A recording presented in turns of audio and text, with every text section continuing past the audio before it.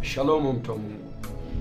Leo nataka niongee maneno haya kwamba kwanza nataka nitambulishe uvaaji wangu ambao nitauvaa mahali popote. Kijumla nimeamua kuvaa vazi hili la gunia kwa sababu nina maombolezo makuu juu ya ndugu zangu waliotekwa, lakini pia waliouawa Oktoba 29. Kwa hiyo na maombolezo makuu. Wako baadhi ya mataifa au yako baadhi ya mataifa ambapo wakitokea huwa wana namna aidha ya kuweka baadhi ya kitu au aidha kuvaa kitu chochote kuonyesha kwamba wana maombolezo, lakini pia kuna nchi zingine ambazo huweka nusu mlingoti wa bendera, lakini pia hata kwenye baadhi ya nchi zingine ambazo pia huwa ikitokea tukio lolote la kitaifa, basi kuna vitu huwa wanavifanya. Lakini kwa sisi au mimi mchungaji au kama mtu wa Mungu, Biblia ilinitaka na mimi niwe na kitu fulani chochote nikifanya ambacho kitaonyesha na mimi nina huzuni, nina maombolezo gani. Awali yote nisome maandiko haya kwanza hapa. Some andiko hili katika kitabu cha Esther hapa. Kitabu cha Esther hii sura ya 4 mstari wa kwanza nasema hivi: basi Mordekai alipojua mambo yote yaliyofanyika, alilalua nguo zake, akajivika gunia pamoja na majivu, akatoka hata kufika katikati ya mji, akalia kwa sauti kuu ya uchungu. Hapa kulikuwa kuna shinikizo la Wayahudi kuuawa, na yeye ambaye ndiyo Mordekai alikuwa ni Myahudi. Alipoyasikia hayo, alilalua mavazi yake, na aliyokuwa anayafanya hayo alikuwa ni waziri wa ufalme wa wakati huo. Basi unaona ni kwamba Mordekai lalua mavazi yake, akaanza kulia na kuhuzunika, akalia sana na akajipaka mpaka majivu. Kwa hiyo mimi kuvaa hivi, navaa nikiwa nina maombolezo makubwa sana kuhusiana na kinachoendelea kwenye nchi yetu hii ya Tanganyika, ambapo mpaka leo hatujua kina Mdude Nyagali wako wapi, wakina Deus Soka, wakina Injili Geuzayo Lo, wakina Hamfan Polepole, wakina Chaula. Kiupande wangu mimi na huzuni kubwa sana, hata kama nitaona kuna vyovyote vinafanyika vinavyosemwa ni maendeleo, si kujenga hospitali, si kujenga viwanja, kuboresha barabara, si kuboresha chochote kile ambacho kinaboreshwa. Kwa upande wangu mimi sina furaha navyo hata kidogo. Nina huzuni kiasi kikubwa sana ambacho imenipelekea nitakuwa navaa vazi hili, si mahali pengi wala si kote, ila nitalivaa mazingira ambayo litakuwa linaruhusu, hususan kanisani. Nitakuwa nikivaa sana, nitakuwa nikionyesha nikilivaa sana kwa sababu ya huzuni iliyonijaa. Kwa sababu mimi naamini baba zetu wa imani, ambapo kwenye Biblia unaona yalipokuwa yanatokea walikuwa wanavaa mavazi ya magunia huku wakilia, wakiomboleza. Kwangu mimi ninaomboleza sana, nina huzuni sana kiasi cha kuona kwa nini tumefikia hapa. Yaani imekuwaje tumefika hapa? Nikiangalia wako wachungaji makanisa yao kwa sababu tu ya kukemea utekaji alifungwa, uje mzee Mbalikoma Kipesile mtoto wake aliuawa, yeye mwenyewe kukimbia nje ya nchi. Kwa upande wangu mimi hainifanyi kujisikia vizuri hata kidogo. Hainifanyi kujisikia vizuri hata kidogo. Nina huzuni kiasi sana. Nina huzuni sana. Na huzuni sana, nina maombolezo sana ndani yangu. Ndio maana nimevaa vazi hili la gunia. Lakini pia jambo la pili ambalo nataka nizungumzie ni kwamba nitakuwepo Dodoma, ambapo ndipo kituo changu cha kufanyia huduma, Dodoma Mkoze. Kwa yoyote yule ambaye unatamani kufanya ibada pamoja nasi, na kukaribisha. Na katika hili najua kwamba yawezekana ni kweli wakawepo ambao watakuwa wanajaribu kunichunguza, watakuwa wanajaribu kuona kwamba huyu mtu anahubiri nini, huyu mtu kama kuna chochote ambacho labda ni kwa sababu sasa kwenye nchi yetu inawezekana ukizungumzia watu waliotekwa, ukizungumzia rais kwa nini asichukue hatua kwa Mafwele ambaye alitajwa kuhusika na masuala ya utekaji, inaonekana ndo adui wa serikali. Na mimi kiukweli niseme kwamba mimi sina uadui na mtu yoyote. Sina uadui na Rais Samia, sina uadui na Mafwele, sina uadui na kina yoyote ile, kina Mzee Butiku, sina wadui wowote na kina Nchimbi, sina wadui na waziri mkuu ambaye ndio nani anaitwa Mwigulu Nchemba. Sasa sina chuki yote, sina wadui yoyote, ila tu ni katika kutoa mashinikizo kwamba kwa nini mnakaa kimya wakati mambo yakiwa yako kwenye hali hii. Hata iko mnachokiita nyinyi ni viongozi, uongozi sio huu ambao watu watatekwa. Nyinyi mnajadili miundombinu, mnajadili watu wanauawa, mnajadili miundombinu, mnajadili maendeleo. Maendeleo kwa mataifa yaliyoendelea ni watu kuwa salama, na kazi ya kiongozi ulikuwa ni wewe ukae uwe kwa ajili ya kulipiza kisasi kwa watendao mabaya. Ndio maana ziko sheria zimetungwa, anayeua kwa kukusudia huyo naye anatakiwa anyongwe au wawe.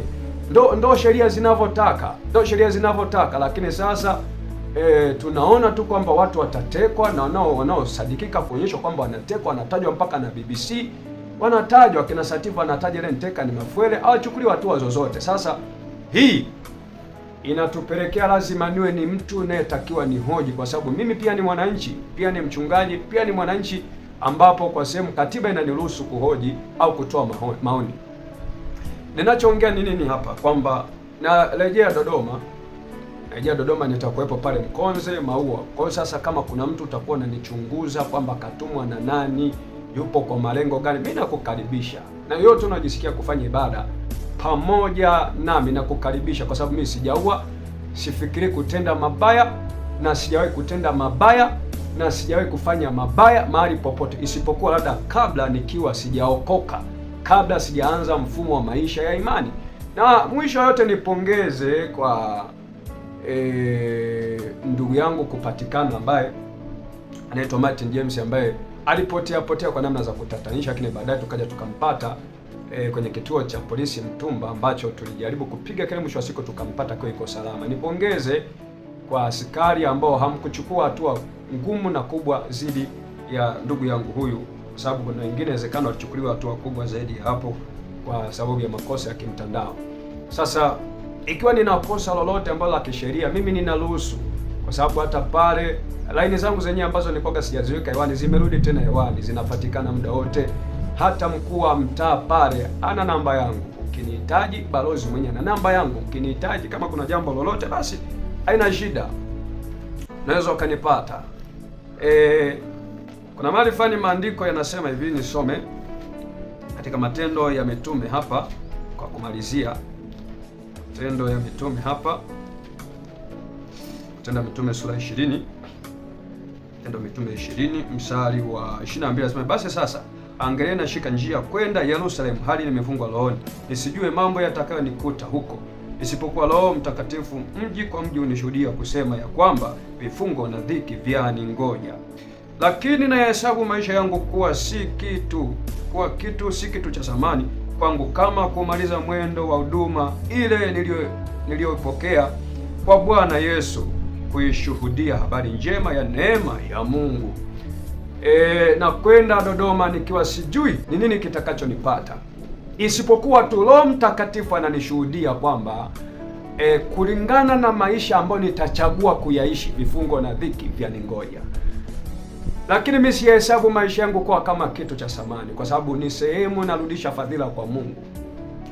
Mungu aliyeniokota kwenye uchafu, niliyekuwa nimekata tamaa, niliyekuwa sina sifa ya kutazamwa na mtu yoyote, kusikilizwa na mtu yoyote, niliyekuwa najihusisha na masuala ya uvutaji bangi na mambo machafu ya hapa na pale, kunua nako wanaojiuza.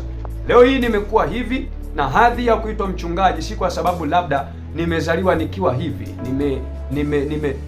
Niliamua kumfuata Mungu, na wapo imbaji nasema nimeamua kumfuata Yesu hata iweje sitarudi nyuma. Sasa mimi nilipoamua kumfuata Yesu, kiukweli tulihangaika sana kwa waganga. Siku tulikuwa tulali, kwa tukisikia bundi wanalia ni shida. Nilikuwa sina uwezo wa kulala usingizi mtamu. Leo tunalala na vinalalika. Mwisho wa yote nisemacho kwamba mimi nafahamu kwamba maagizo ya Mungu, na Mungu alitutaka tuonye, tukemee mabaya. Ndiyo, weda wakati mwingine inawezekana sitatokea kwa ukali ule niliozoeleka, lakini jua tu kwamba kila nitakapokuwa nikitokea kwenye mtandao, basi we jua nitakuwa nikihoji kwa nini mambo haya yako hivi, kwa nini yasingekuwa hivi. Na namwomba Mungu anisaidie busara na hekima na neema. Kiwalisia, mimi sina ugomvi kama alivyosema na mtu yoyote, sina ugomvi na rais, wabunge wala mawaziri yoyote yule, sina uadui na kiongozi yoyote. Nisemacho tu ni kwamba wanadamu tunatakiwa tujue tu kwamba uhai wa watu ni wa thamani kuliko vyovyote tunavyoweza tukawa tunaviona ni vya maana. Maana Biblia inasema pia uzima wa mtu haumo katika wingi wa mali atakazokuwa nazo. Tujioji tu, unaonaje kama ingekuwa ni wewe mtoto wako angetekwa? Tujioji tu, inaonaje kama ni wewe mama yako au ndugu yako wa karibu angetekwa? Ungejisikiaje? Tujifunze tu kwamba maisha ni bora kuliko hivyo vitu ambavyo tunawezekana tunavijadili na kuviona ni vya maana. Nisemacho tu ni kwamba mimi sina adui na mtu yote, na katika kuishi kwangu nilitamani sana kuona kwamba Mungu angelifanya lolote kwenye nchi yetu hii ya Tanganyika kwa sababu ya kuishi kwangu. Anyway, zaidi ya yote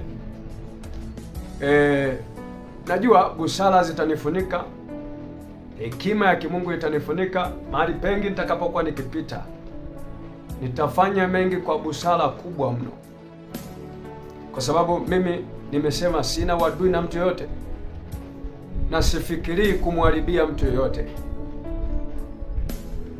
Najua kwa sasa pengine tulipofikia Watanganyika, watu waliotekwa, waliouawa, kwao imekuwa kawaida, wamerudi tena kwenye mipira, wamerudi tena kwenye hali za kujadili mambo yale yale ya kale. Sasa mimi wenda kweli na mimi sitajadili sana kuhusiana na watu waliotekwa, ila nimeona tu Mungu anisaidie kwamba katika vazi hili nilolivaa, hata kama nitakuwa siongei kitu, basi liwakilishe maumivu yangu. Vazi hili ni ishara ya kwamba nina masikitiko, nina huzuni juu ya taifa langu, juu ya ndugu waliowahi kutekwa au waliowahi kuuawa, na hata matukio yote yaliyotokea kabla ya mimi kuzaliwa, kwa sababu haya masuala ya utekaji inawezekana hajaanza tulipozaliwa. Mimi nimezaliwa 98 mwezi wa 11 tarehe 6 ndo nilizaliwa. Yako matukio yaliwahi kutokea pengine huko nyuma zaidi hata ya haya ambayo pengine wanasema nyinyi mnazungumzia hiyo, mbona yako mengine yalikuwa ya moto sana huko nyuma. Sasa mimi nimeamua niyachukue kwenye vazi hili, nionyeshe ishara ya maombolezo, ishara ya huzuni, ishara ya kulia, ishara ya kuhuzunika, na kusema kwa nini Mungu usione kuna haja ya kufanya jambo lolote.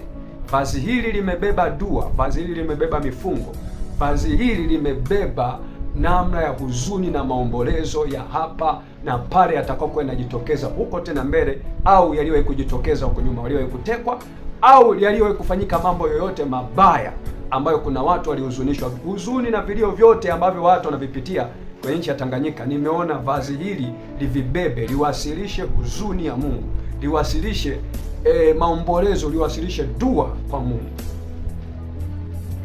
Maneno yangu yalikuwa ni hayo. Wewe unajisikia kushiriki ibada pamoja nasi pale Dodoma, na kukaribisha, kwa sababu mimi hatujadili ubaya, hatuna nia mbaya, hatufikiri kuua, hatufikiri kuiba. Sisi tunafikiria tu kuhamasishana kutenda mema na kujiepusha na mambo mabaya. Namaliza kwa kusema hongera kwa kunisikiliza. Anyway, niishia hapa kusema sauti ya mtoto wa mtu aliye kutoka nyikani anasema tengenezeni njia ya Bwana, nyosheni mapito yake. Heri mtu yule afaye katika Bwana, ili atimize wajibu wake angali bado akiwa anaishi duniani. Tazama, Mungu mhukumu wa haki wa kila mwanadamu anakuja na malipo yake. Maranatha. Amen.